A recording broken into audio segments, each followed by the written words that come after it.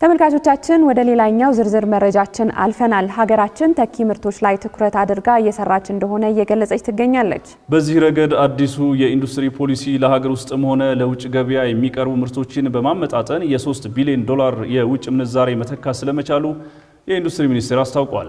ተኪ ምርቶችን እድገት በተመለከተ ባልደረባችን አጥናፉ አበራ ከኢንዱስትሪ ሚኒስቴር ከፍተኛ ስራ ኃላፊ ጋር ቆይታ አድርጎ ተከታዩን ዝርዝር መረጃ ሰናድቶልናል። እሱን ተከታትለን እንመለስ።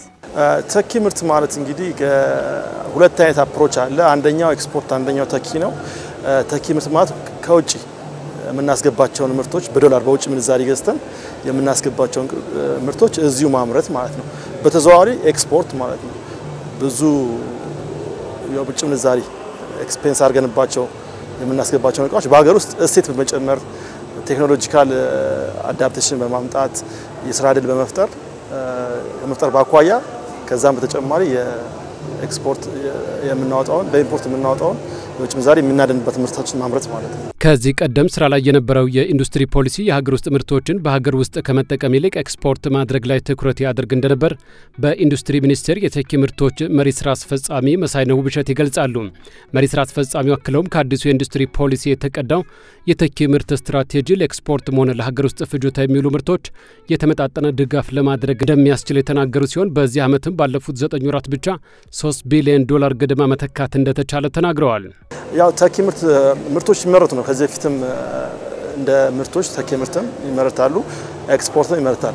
ግን የነበረው ምንድነው በኢንዱስትሪ ፖሊሲያችን ላይ በቀደመ ኢንዱስትሪ ፖሊሲያችን ላይ ትኩረት የሚያደርገው ለኤክስፖርት ብቻ ነበር፣ ኤክስፖርት ነበር። አሁን በተስተካከለው እንደ አዲስ በደንብ ተሻሽሎ በወጣው ኢንዱስትሪ ፖሊሲያችን ላይ የተመጣጠነ ድጋፍ ለተኪና ለውጭ ምርት የሚል ሆነ። ከዛ ለፖሊሲውን ተከትለን ስትራቴጂ አወጣንለት።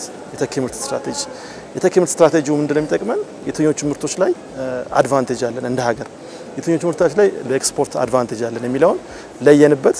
ስለዚህ እኛ ሀገር ባለን አቅም ሀገር ውስጥ መተካት የምንችላቸውን ምርቶች ለየን። ወደ 96 ምርቶች ፎከስ አድርገን እነሱ ምርቶች ላይ የተለየ ክትትል በስትራቴጂው መሰረት ተቀምጦ መሰረት የተለየ ክትትል እያደረግን በደንብ እየለካናቸው ምን ያህል ኔት ቫልዩ አዳነን የሚወጣውን አርን ያደረግነውን አዳነን የሚለውን እየለካን ያለንበት ነው። በአጠቃላይ ብቻውን ልክ እንደ ወጪ ምርት በፊት ወጪ ምርት ብቻውን ነበር ፎከስ ተደረገው። አሁን ግን ተኪ ምርትም ተብሎ እኩል ባላንስ የሆነ ነገር የተደረገ ስለሆነ በደንብ ፎከስ ተሰጥቶት እየተሰራ ነው ያለው። ተኪ ምርት በተለይ በዚህ ደረጃ እድገት ያሳየበት ምክንያት ተኪ ምርት ላይ ያተኮረ አሰራር ተግባራዊ በመደረጉ እንደሆነ አቶ መሳይነው ይጠቅሳሉ። አንደኛው ከአደረጃጀት ጀምሮ ተኪ ምርት ላይ ፎከስ ያደረገ አደረጃጀት ተፈጠረ። እንደ ሀገርም እውቅና እንዲኖር ተኪ ምርት ምንድነው የሚለውን ስትራቴጂ ላይም ግንዛቤ ተፈጥሯል። ሁለተኛው በኢትዮጵያ ታምርት ክላስተሮች አማካኝነት ሁለቱን ባላንስ ያደረግን እስከ አሁን ባለፈው 9 ወር ድረስ ወደ 3 ቢሊዮን የአሜሪካ ዶላር ኔት መተካት ይችላል። ይሄ ከነበሩት ከባለፈው አመት ጋር ሲታይ ከመቶ እጥፍ በላይ ነው። በመሆኑም የተኪ ምርቶች ድርሻ 41 በመቶ መድረሱ የተገለጸ ሲሆን ይህ ማለት ከውጭ ሀገር የምናስገባቸው ምርቶች በ41 በመቶ እንደቀነሱ የሚያሳይ መሆኑን ስራ አስፈጻሚው አስረድተዋል። የሀገር ውስጥ ገበያ ድርሻ ወደ 41% ደርሷል። እስካሁን ወደ 41%ቱን የሀገር ውስጥ ምርቶች ድርሻ ነው። ከዚህ ማሳደግ አለብን። ያ ማለት 41% ጀስት ሚኒማይዝ አድርገን የምናስገባውን እቃ ከውጭ በ41% ቀንሰናል ማለት ነው። እና ይሄን ሼር አሁን ለማሳደግ የተጣለ ግብ አለ። ለሱ እየሰራን ነው። ሁለተኛ ደግሞ ስትራቴጂክ የሆኑ እቃዎችን ለምሳሌ አሁን ግብርና ላይ የመኖ ማቀናበሪያዎች አይገቡም የሚል ኢኒሺዬቲቭ ይዘን እሱን እያስመረትን ያለን ነው። በወርቅ ኤክስፖርታችን ላይ የወርቅ ማጠቢያ ማሽኖቹ የራሳቸው ኢምፓክት አላቸው። በቡና ኤክስፖርታችን ላይ የአግሮ ፕሮሰሲንግ ማሽኖች የራሳቸው ኢምፓክት አላቸው እና ስትራቴጂክ ምርቶችም እንዲመረቱ ትኩረት አድርገን እየሰራን ነው። የቴክስታይል ምርቶችን ጨምሮ ሞባይል ስልኮች፣ የቴሌኮም ታወርና መሰል የተለያዩ የቴክኖሎጂ ውጤቶች እንዲሁም የተለያዩ የአግሮ ፕሮሰሲንግ ምርቶች ወደ ውጭ ተልከው የውጭ ምንዛሪ ከሚያስገኙት መካከል ናቸው። በዋናነት ቴክስታይል አለ ኤክስፖርት ይደረጋል። ሞባይሎች ኤክስፖርት ይደረጋሉ። የምግብና መጠጥ ተዋጽኦች ኤክስፖርት ይደረጋል። አሁን በቅርቡም ሶላር ፓናሎችን ኤክስፖርት አድርገናል። የጭስ ማውጫ የመኪና ጭስ ማውጫ ወደ ጀርመን ኤክስፖርት እናደርጋለን። የወፍጮ ድንጋይ ኤክስፖርት እናደርጋለን ወደ ጀርመን እና ብዙ ምርቶችም አሉ እንደዚህ ኢቭን የማይመስሉ ኤክስፖርት ብናደርጋቸው እና የአግሮ ፕሮሰሲንግ ምርቶች በርካታ ምርቶች ኤክስፖርት እናደርጋለን። ከዛ ሞጣ ያሉ አንዳንድ ማሽነሪ ኢኩፕመንት ምርቶችም አሉ እንደ ወፍጮ ድንጋይ ኤክስፖርት እናደርጋለን። አንዳንድም የግብርና ማቀናበሪያ ማሽኖችም ኤክስፖርት የተደረጉ ነው። ኢቭን ታወር ኤሌክትሪክ ቴሌኮም ታወሮች አሁን ለጎረቤት ሀገር ኤክስፖርት ማድረግም እየተጀመረ ነው። ብዙ አሉ። ወደ ጃፓን ኤክስፖርት የምናደርጋቸው ምርቶች አሉ። ጀርመን ኤክስፖርት የምናደርጋቸው ስጋ ኤክስፖርት ላይ አሁን ወደ አረቡ ምድር ሚድል ኢስት አካባቢ ግን የበለጠ መስራት አለብን። በሀገራችን የሚገኙ አምራቾች መነቃቃትና የውጭ ባለሀብቶችን በሀገር ውስጥ ያላቸው እንቅስቃሴ ባደገ ቁጥር ለስራ ዕድል ፈጠራ መንገድ እንደሚከፍትና በተለያዩ ዘርፎች የበቃ የሰው ኃይል ለማግኘት ጥሩ አጋጣሚ እንደሆነ አቶ መሳይነህ አስታውሰዋል። ከዚህ ከውጭ ምንዛሪ ማዳኑ ባለፈ እንዳልከው ኢንዱስትሪ ሲከፈት ልክ በዛው ልክ አዳዲስ ኢንቨስትመንቶች እየመጡ ነው።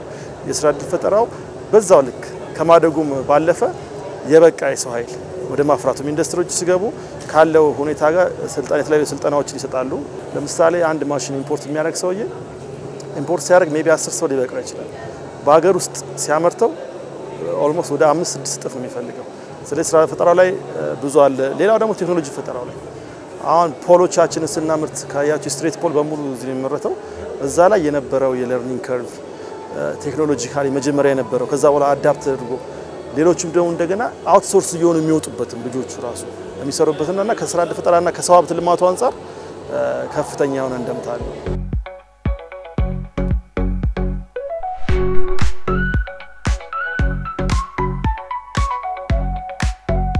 ያው አንተ እንዳነሳ መጀመሪያ አመለካከቱ ላይ ችግር አለ።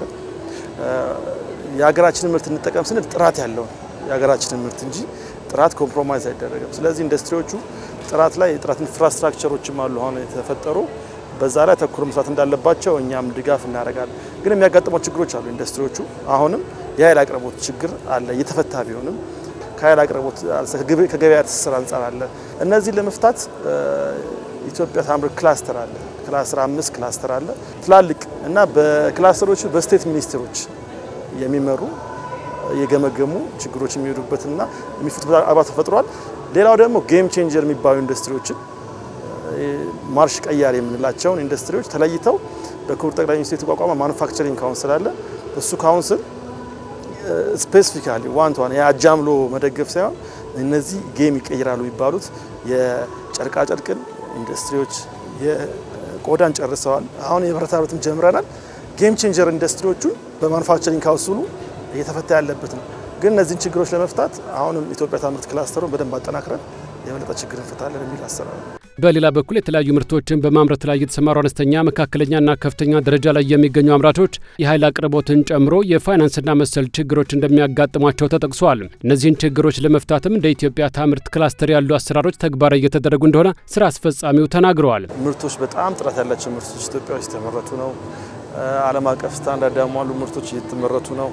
ስለዚህ እንሞክራቸው፣ ቀርበን የሀገራችንን ምርቶች እያየን እንጠቀምባቸው። ሌላ ደግሞ ከውጭ በጣም በብዙ ብር የሚገቡ እቃዎች ሀገራችን ላይ የተመረቱ ስለሆነ መጀመሪያ መረጃውንም ቀረብ ብለን ከኢንዱስትሪ ሚኒስቴርም ጋር እንደዚህ አይነት ምርት እንፈልጋለን ከየት እናገኛለን የሚለውን ቢያርጉ ብዙ ግዢ የሚገዙ አካላት ካሉም ቀድመው ከውጭ ከማስገባት ይልቅ ሚኒስቴር መስሪያ ቤቱን እንደዚህ አይነት እቃዎች ፈልጊያለሁ ሀገር ውስጥ በብዛት የሚያቀርብልኝ ያለው የሚለውን እየተነጋገረን ብንሰራ በጣም መልካም ነው። የመንግስት ግዢዎችን በዚያ አካሄድ ያስኬድን እንገኛለን። በተቻለ መጠን የሀገር ውስጥ ምርቶችን እንዲገዙ ያደረግን ህብረተሰቡም እንደዛ ቢያደርግ ዞሮ በተዘዋዋሪ ወንድሙን እየጠቀመ ነው፣ እህቱን እየጠቀመ ስለሆነ እንደዛ መልእክቴን ነው ማስተላለፍ። በመጨረሻም በሀገራችን ጥራት ያላቸውና ዓለም አቀፍ ደረጃቸውን የጠበቁ ምርቶች እየተመረቱ እንደሆነና የንግዱ ማህበረሰብም ሆነ ሸማቹ ህብረተሰብ የሀገሩን ምርት ቢጠቀም ጠቀሜታው ዘርፈ ብዙ እንደሆነ በኢንዱስትሪ ሚኒስቴር የተኪ ምርት ተወዳዳሪነት መሪ ስራ አስፈጻሚ አቶ መሳይነህ ውብሸት ጠቁመዋል። ለሀገር ውስጥ ፍጆታና ለኤክስፖርት የሚሆኑ ምርቶችን በሀገር ውስጥ ማምረት እንደሚቻል በተደጋጋሚ የሚነሳ ሲሆን እንደ ሀገር ራሳችንን ለመቻል ትኩረት የሚደረግበት ጉዳይ መሆኑ ይታወቃል። ተመልካቾቻችን ለዛሬው የኢትዮ ቢዝነስ ቆይታችን ያሰናዳናቸውን የተለያዩ የቢዝነስ መረጃዎቻችንን ወደ እናንተ ስናደርስ ቆየን። ቃል ኪዳን ታደሰና ጥላሁን አያሌው መረጃዎቹን ወደ እናንተ በማድረስ አብረናችሁ ቆየን። በቀጣይ ሳምንት እስከምንገናኝ ጤና ይስጥልን።